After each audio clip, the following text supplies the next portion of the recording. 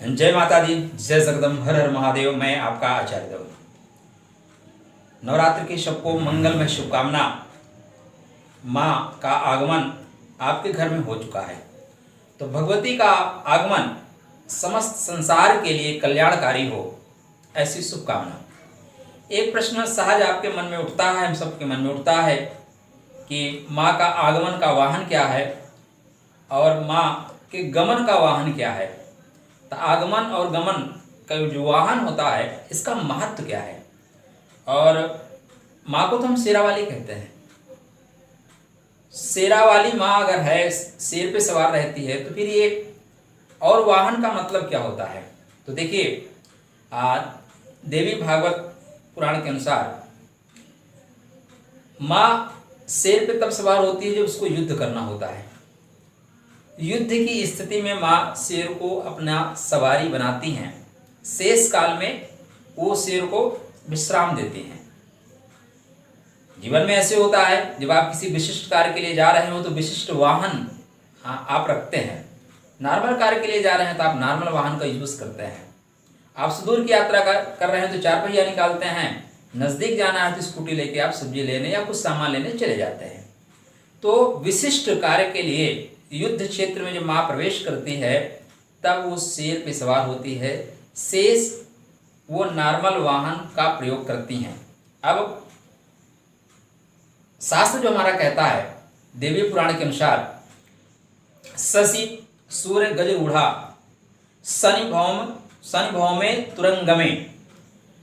अगर शनिवार और रविवार और सोमवार को अगर नवरात्र आरंभ हो रही है, तो भगवती हाथी पर आरूढ़ होकर आएंगी।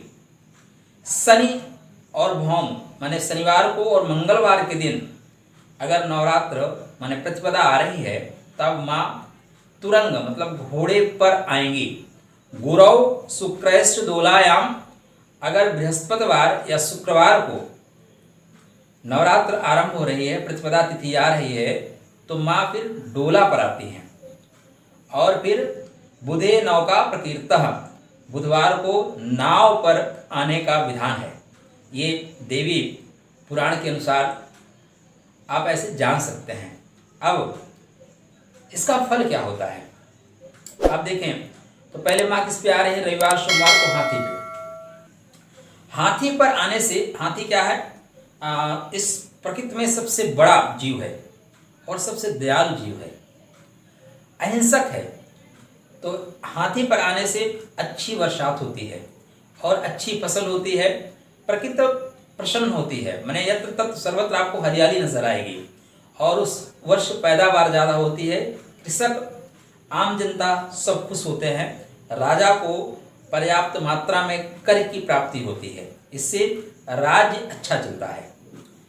अब इसके बाद माँ जो है तुरंग पे अगर आती हैं, तो तुरंग पे आने पर माने घोड़े पर आने पर, घोड़ा किसका है, भाग दौड़ का। घोड़ों का प्रयोग अधिकांश कब किया जाता है, युद्ध क्षेत्र में। तो अगर माँ घोड़े पर आती हैं, तो उस काल में देश के अंदर या दो देशों के बीच में युद्ध की स्थिति बनती हुई दिखाई देती है। माने लोग प्रतिस्पर्धा में अपने आप को लगा के रखेंगे, राजाओं में युद्ध हो सकता है, कार्यों में सिद्धि मिलती है। युद्ध तो होगा लेकिन आपको अपने कार्यों में सिद्धि मिलेगी। और वहीं पे अगर बुधवार को नाव पर आती हैं, तब नाव क्या है, जल के बीच मार्ग खोज लेना। तो समस्याओं में आप मार्ग खोज लेंगे। और नाव पे आने का मतलब है कि जल पर्याप्त मात्रा में मिला है और जल से ही जीवन है, तो जीवन का विकास होगा, आपके प्रत्येक कार्यों में सिद्धि आपको प्राप्त होगी। या माँ के आगमन के पश्चात पूरे समस्त संसार को सिद्धि प्राप्त होगी। इस बार माँ का जो आगमन हो रहा है वो डोले पर हो रहा है। डोला पालकी जैसा।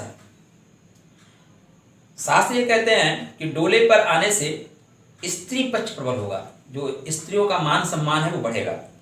ज़्यादातर डोला जो है विदाई के अवसर पर प्रयोग किया जाता है, या राजा महाराजा बड़े लोग जब निकलते हैं तो उनके लिए डोला का प्रयोग किया जाता है। कभी कभी अगर आप बीमार हो जाएं तब भी डोले का प्रयोग पहले किया जाता था, आज के काल में नहीं किया जाता। तो डोला, या किसी की मृत्यु हो जाए, बड़े लोगों की मृत्यु हो जाए, तो उनको भी ले जाते हैं। तो डोले पे आने की वजह से थोड़ा सा लोगों के बीच स्थिति ऐसी रहेगी कि अपने अधिकार को लेके बढ़ चढ़कर लोग आगे आएंगे, अपने कर्तव्य बोध को लोग भूल जाएंगे, सिर्फ अधिकार की बात करेंगे। तो ये डोले पर आगमन जो है थोड़ा सा कष्ट देगा। हर व्यक्ति अपने अधिकार की बात करेगा, कर्तव्यों को भूल जाएगा। और डोला जो है बड़े लोगों की मृत्यु का प्रतीक है। तो इस बीच जो बड़े लोग हैं, जो जिस क्षेत्र में बड़े हैं, उनकी आकस्मिक मृत्यु भी हो सकती है। अब ये आगमन है, तो गमन क्या होगा? तो गमन के लिए शास्त्र कहते हैं कि सस सूर्य दिने यदि शा विजया महिषागमने रुज शोक करा। रविवार और सोमवार सस सूर्य दिने, महिष माने भैंस की सवारी पर जाते हैं। अगर दशमी तिथि रविवार और सोमवार को पड़ रही है तो माँ जो है भैंस पर सवार होकर जाएंगी। भैंस दूध तो बहुत देती है, लेकिन भैंस आलस का प्रतीक है। भैंस जो है यहाँ पे रोग का प्रतीक है, भैंस यहाँ पे शोक का प्रतीक है। तो अगर दशमी के दिन माँ भैंसे पे सवार होकर जाती है तो रोग शोक की वृद्धि हो जाती है। शनि भौम दिने यदि सा विजया चरणायुधे यानी करी विकला। बुध शुक्र दिने यदि सा विजया गजवाहन शुभ वृष्टि करा। सुरराज गुरु यदि सा विजया नरवाहन गा शुभ सौख्य करा। ये वाहन जिस वाहन पे जाती है उसकी बात है। तो शनि मंगल के दिन अगर दशमी पड़ रही है, शनिवार और मंगलवार के दिन दशमी पड़ रही है, तो माँ पैदल ही चली जाती हैं। और पैदल जाने का तात्पर्य क्या है? कोई वाहन से आया है और अचानक वो अपना वाहन छोड़ के आपके घर से चला जाए तो इसका मतलब वो दुखी हो जाता है, आपने सही से सेवा नहीं की। अचानक अपना वाहन छोड़ अचानक पैदल चले जाना मतलब प्लानिंग से नहीं जा रहे हैं। तो ये जो पैदल जाने की स्थिति होती है, विकलता की वृद्धि, सामंजस्य का अभाव, आपस में जो प्रेम है उसका टूट जाना। तो इस तरह में समाज में जो प्रेम है वो खत्म हो जाता है और लोग सिर्फ अपनी अपनी बातें करते हैं, अपना अपना भंडार भरते हैं। ऐसी स्थिति उत्पन्न होती है। बुध शुक्र बुधवार और शुक्रवार के दिन दशमी पड़ रही है, जैसे इस बार शुक्रवार को पड़ रही है, तो माँ हाथी पर सवार होकर जाती हैं। हाथी संसार का वही सबसे बड़ा जीव आप कह सकते हैं, जो सौम्यता का प्रतीक है, शक्ति का प्रतीक है, शांति का प्रतीक है।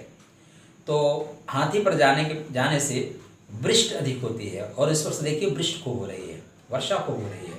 वृष्टि होने से क्या होता है? आपकी फसल अच्छी होगी, आपका टेम्परेचर थोड़ा सा डाउन रहेगा, तो रोग प्रतिरोधक क्षमता का भी विकास होगा। तो वृद्धि करने वाली है माँ। जिस हाथी पे जा रही है तो सब कुछ वृद्धि आ रही है, थोड़ी सी परेशानी है, लेकिन जाते जाते सब कुछ अच्छा करके जाएंगे। बड़े लोग क्या होते हैं, जब घर में आते हैं, घर में परेशानी होती है, लेकिन घर में रुकते हैं और घर में शांति स्थापित करके निकल जाते हैं।